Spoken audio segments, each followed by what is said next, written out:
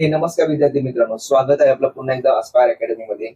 एक गोष्ट सांगू तुम्हाला, तुम्ही जर अभ्यास नाही केलात तर तुम्ही फेल होऊ शकता. तुम्ही जर अभ्यास नाही केला तर तुम्ही फेल होऊ शकता. घाबरू नका, मी घाबरवत नाहीये.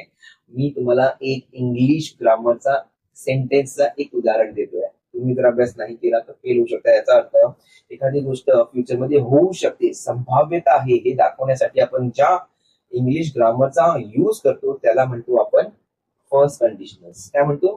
फर्स्ट कंडिशनल्स. आता फर्स्ट कंडिशनल्स कधी यूज करतात समजून घ्या.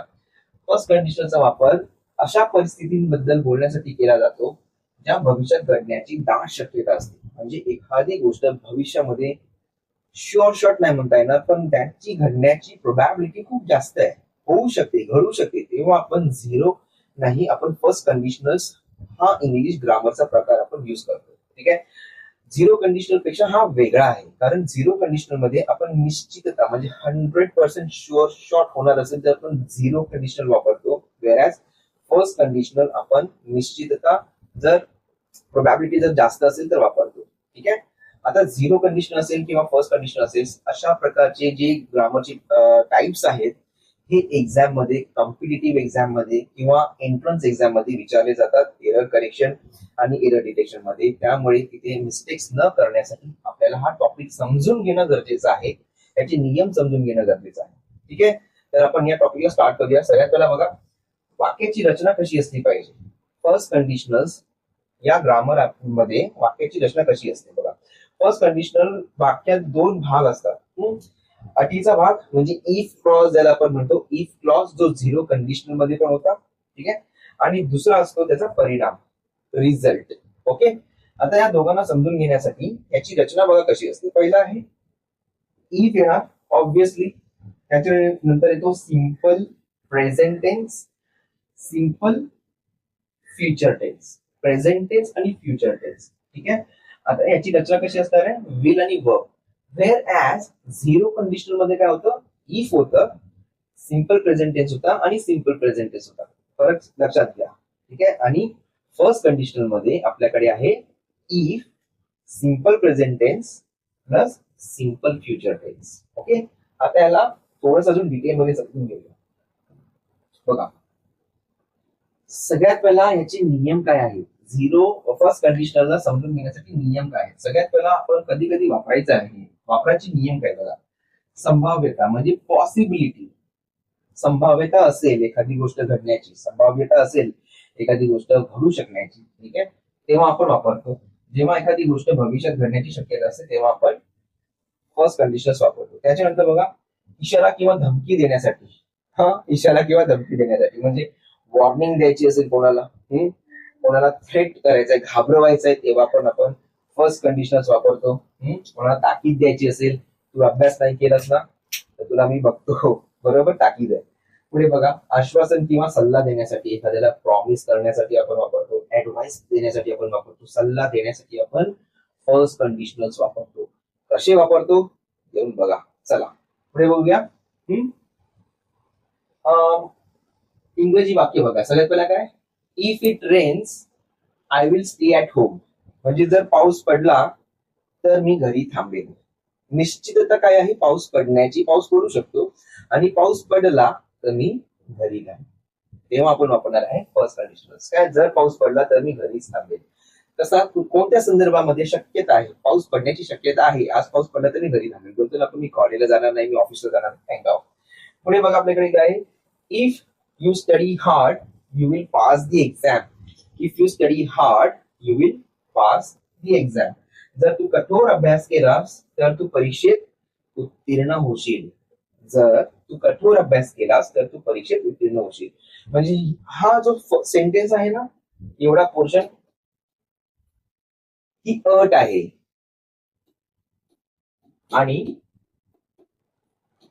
हा आहे परिणाम. काय, you will pass the exam, हा आहे परिणाम.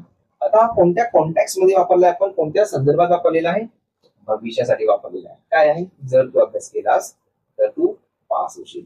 पुढे बघा अजून एक आहे आपल्याकडे, if I find your watch I will tell you. If I find your watch I will tell you. अर्थ काय होतो याचा, जर मला तुझे घड्याळ सापडले तर मी तुला सांगेन.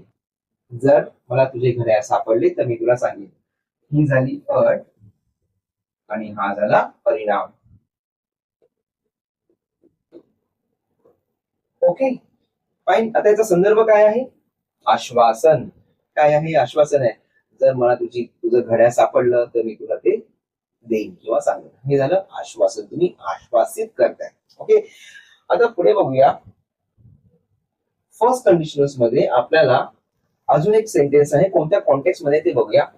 If you don't Hari you will miss the bus. If you don't Hari you will miss the bus. Again या पूर्ण वाक्यामध्ये जो पहिला क्लॉज आहे तो अट आहे आणि जो दुसरा क्लॉज आहे तो परिणाम आहे. ओके अट काय आहे? इफ यू डोंट हरी, जर तू घाई नाही केलीस तुझी बस मिस होईल. हा परिणाम आहे. ठीक आहे. हा कोणत्या संदर्भामध्ये वापरलेला आहे? आपण इशारा.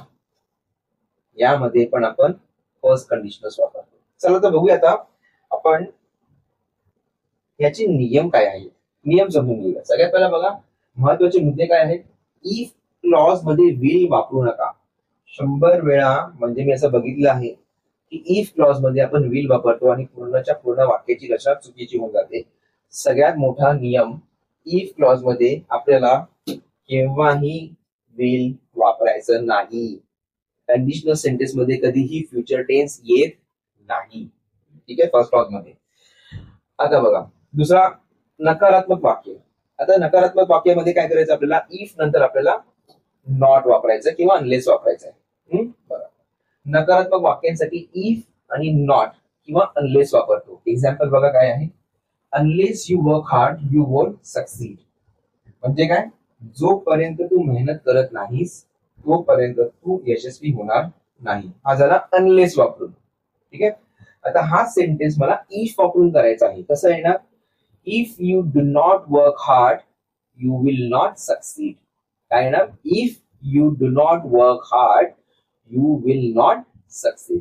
तिसरा नियम बघा काय आहे. स्वल्पविराम कॉमा. जर वाक्य इफ ने सुरू झालं तर मध्ये स्वल्पविराम द्या. 0 कंडिशनलचा सुरू आहे हा. जर वाक्य इफ ने सुरू झालं तर मध्ये स्वल्पविराम द्या. ठीक आहे. आणि जर विल वाला भाग आधी आला तर स्वल्पविराम घेऊ नका. खूप सोपं आहे. बघा वाक्य जर इफ ने सुरू झालं तर स्वल्पविराम द्यायचं आणि वाक्य इफ ने सुरू नाही झालं तर आपल्याला स्वल्पविराम नाही द्यायचं. बघा I will call you if I have time. आता या सेंटेन्स मध्ये इफ कुठे आहे?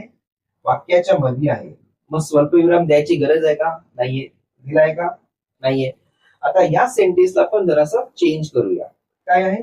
I will call you if I have time. मी तुला कॉल करेन जर मला वेळ मिळाला तर. आता या सेंटेन्सला बदलूया.